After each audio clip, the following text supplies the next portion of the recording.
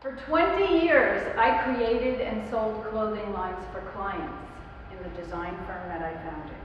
And for 20 years, I dreamed of launching my own label.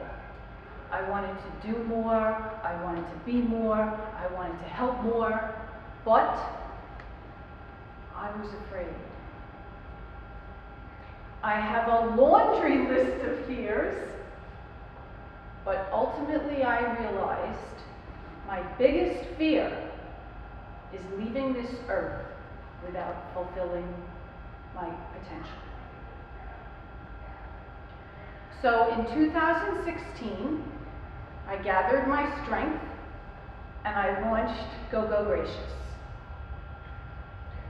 What is GOGOgracious? GOGOgracious is a line of women's clothing that's versatile and functional, and it's all about the lives women live today. Confident, feminine, and yet practical and flexible to meet the demands of our daily lives. It's not someone else's idea of what a professional woman should look like. It is a line designed by a woman, me, for women, you.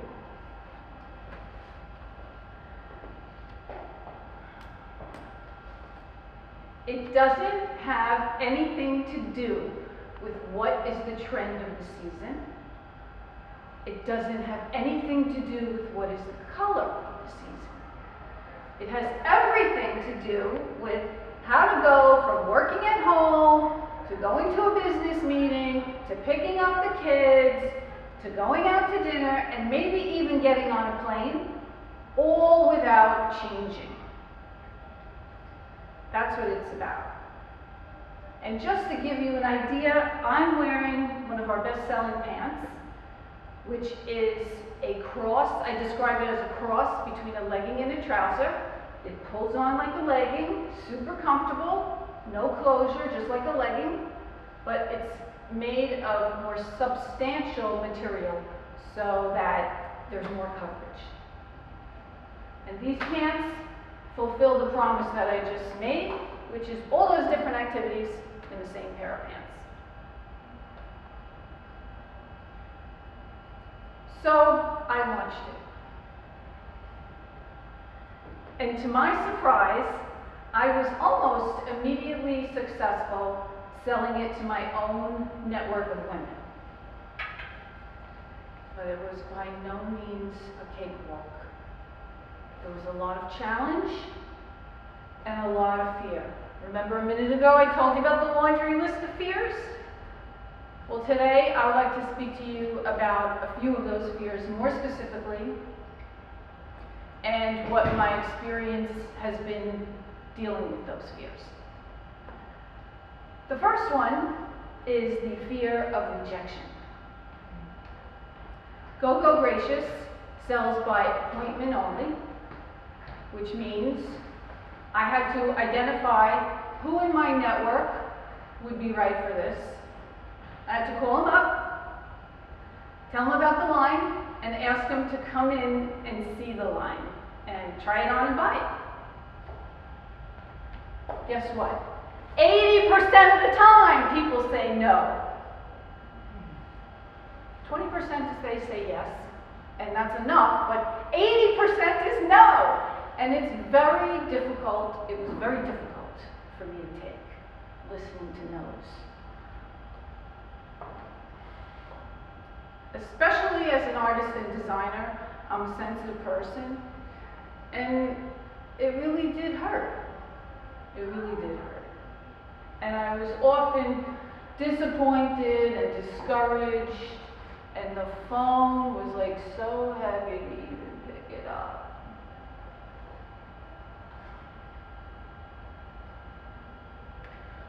What I did was seek information, and I do read a lot. So I looked for books to help me deal with this problem. And I read a book by a guy named Jiang called Rejection Proof: How I Beat Fear and Became Invincible with 100 Days of Rejection. So what did Jia do? Jia made a list of 100 ways to get rejected. For example, he would knock on someone's door and say, "Can I mow your lawn?" Or another example was he would drive up to a fast food restaurant, and say, "Can I have a free hamburger?" So he invented all these ways to get rejected so that he would get used to it. And Jia became invincible. And Jia inspired me to go on and made me realize that doing this, sales in general, is a numbers game. So when someone says no to me now, or even says even more negative things than just a plain no, I say, "Next candidate," and I just move on. Because I know that with the numbers, that's how I get the yeses. So I always remember Jia when I start to get that sinking feeling. The second fear I would like to talk to you about, that I've experienced, is the often discussed, often written about fear of failure. Starting a business, many of you may have heard, is like birthing a baby. Now, I don't have children, and it's probably the closest thing I'll come to having children, because it's so personal.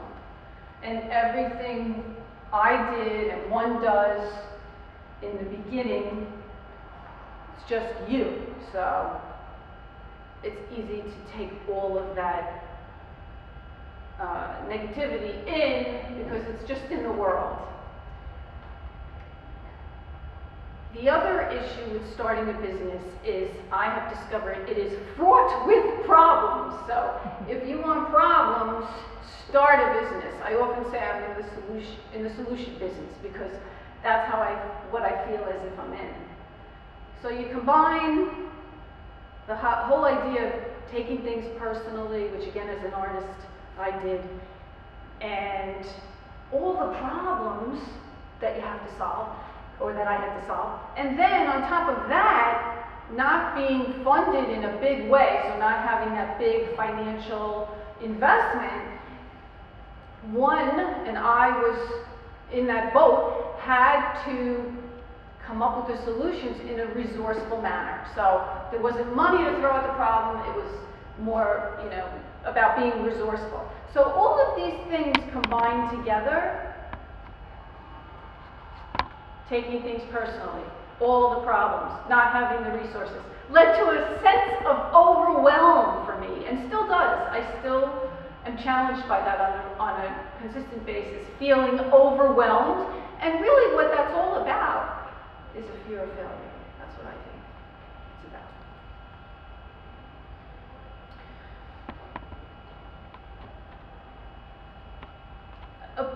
Another book, something I read, came back to me in terms of dealing with this issue. And it was a book written by Jim Koch, who is the founder of Boston Brewery. And in the book, Jim wrote that his father told him, "Jim, there is a solution to every problem." That was the first time I ever heard anything like that. And it stuck in my mind. So sometimes now when I feel like, I can't take it anymore, I'm gonna quit, I think about Jim's father, who said there's a solution to every problem. And I go on.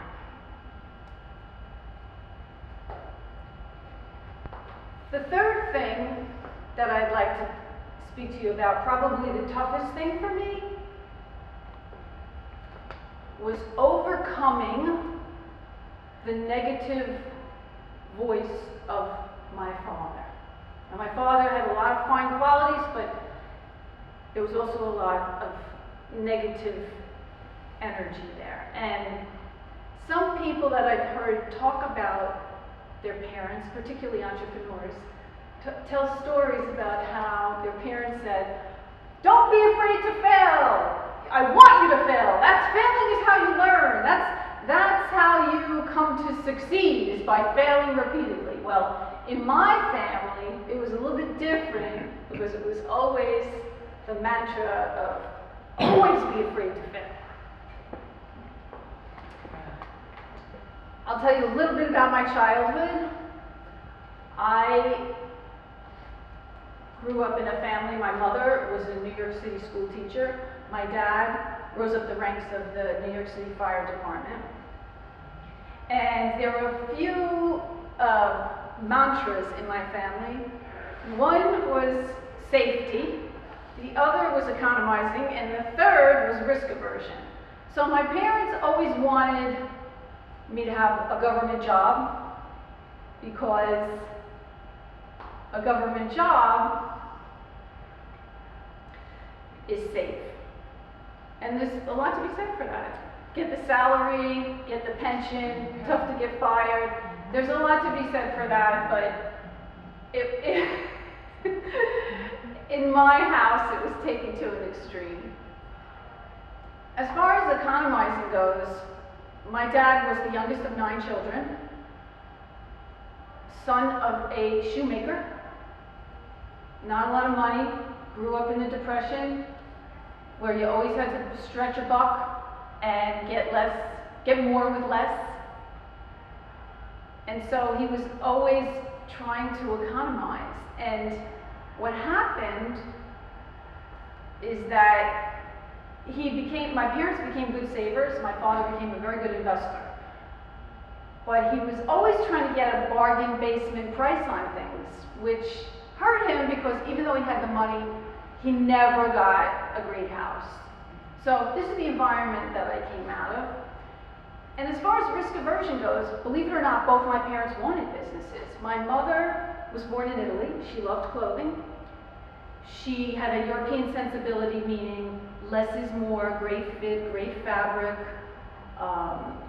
good quality items, rather than a whole lot of quantity. She wanted to open up a dress shop, but she was afraid. And my dad almost bought a gas station, and the deal fell through for some good reasons, but he never tried again. So this is the environment that I came out of. None of these things are what I would call crippling, but they were not a good background for overcoming fear. When it came time for me to go to college, I said to my dad, "Dad, you know what I'd like to study? I think I'd like to study art." You know what my dad said? "What, are you kidding me? You can't study art? You're not going to get a job with an art degree. You need to get a job. You need to make money. You need to be independent. You need to study accounting."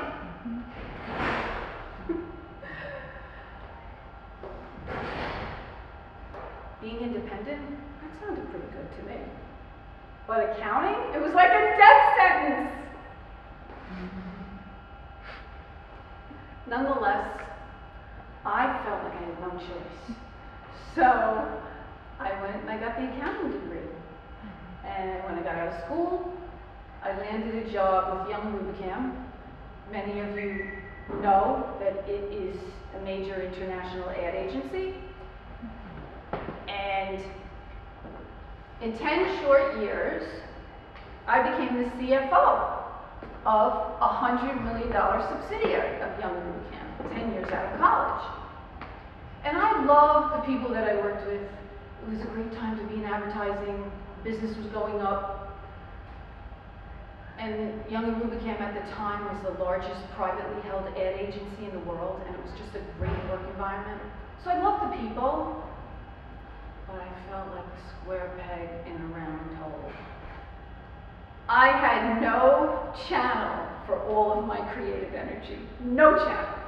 And beyond that, I always wanted to contribute to the growth of a business, and I felt that as a CFO, there was a limited opportunity to really be in that front line of growing the business. So one day, I was sitting in my corner office, looking down on Madison Avenue. I had achieved all of the perks of that job. I bought an apartment, I funded my retirement account, and I was sitting there, and in a moment of realization, I thought, this is not my dream. This is my father's dream. And I knew somehow that I would leave there. And when I did, no matter what I did, even if I was a complete dismal failure, it would be better than a life of bitterness and resentment, which is what I felt like I was heading toward. So, a short time thereafter, I quit my job, totally unprepared, very naive, to start my own design firm, particularly clothing design. And so that brings me back to the 20 years I spent doing this for other people, and then launching GOGOgracious, and then being successful in that small network of mine. I knew I wanted to grow the company. I knew it was going to involve other people. I've had a vision for this brand for as long as I can remember. So besides books, over the years, I've learned how to seek out people and network to find people who have succeeded on the path that I choose to walk on. And I did that, and I found some people, and I asked them what I should do. And they gave me several ideas, and I tried the ideas, and nothing seemed to be working. And it felt as if I had taken this giant leap forward, and here I was at the end of my road again. And then, someone who has become a very good friend of mine told me about the success that he had experienced, the financial success that he had experienced in the direct selling industry. Now, we have people in the audience who are in the industry. And so for other people, you may know and you may not know, but direct selling is also known as multi-level marketing. Involves me selling to my network of people and other women selling to their network of people. And it's not to be confused with e-commerce or direct-to-consumer. It's really a very personal kind of intimate relationship. And the multi-level the multi-level commission strategy means that I sell to my customers, and then I bring other women in to sell to their customers, and I build the team and coach the team and develop the team and earn not only on what I sell, but in some way on what they sell too. So that's the model. He wasn't in clothing, although he happens also to be a fashion designer, but that's not how he made the money. But that's not important. The important thing is that he was successful with it. Well, when he told me about it, I was skeptical, like a lot of people. But he kept talking about it, and I started to trust him, and he became a friend of mine. And I then read a couple of books about it, and then I thought, holy moly, I can help other women face their fear, reach their potential, and be successful, selling GOGOgracious as I am.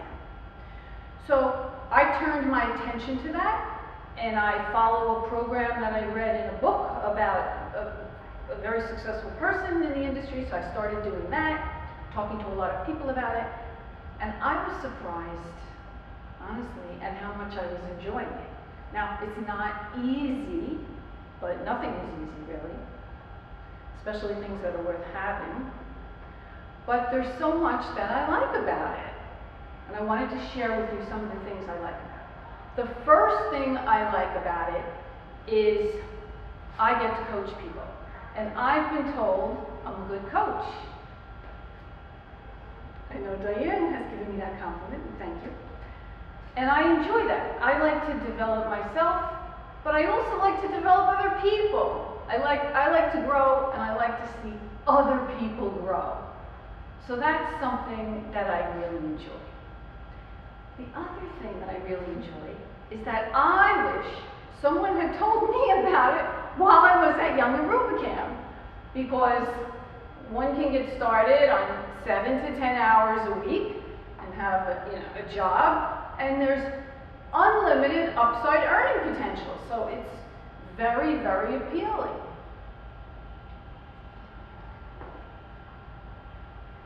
The other thing that's great about it is, to my knowledge, it's the first thing I have ever learned about where you can start a business that goes beyond yourself and have no investment in capital. So you're really putting in, there's very little risk involved because you're really putting in virtually no money, and you have all this upside potential to grow beyond yourself. Another thing I find very attractive about it is being in control of one's own schedule. Me being in control of my schedule, and everybody working together being in control of their schedules, which allows for a lot of independence. It's not as if you have to put a certain number of hours in at a certain time. If you want to do something personal, or you have to do something personal, or you want to be with your kids, you can block that time out on your calendar, and it's a beautiful, beautiful thing. But you know what? It's not about independence.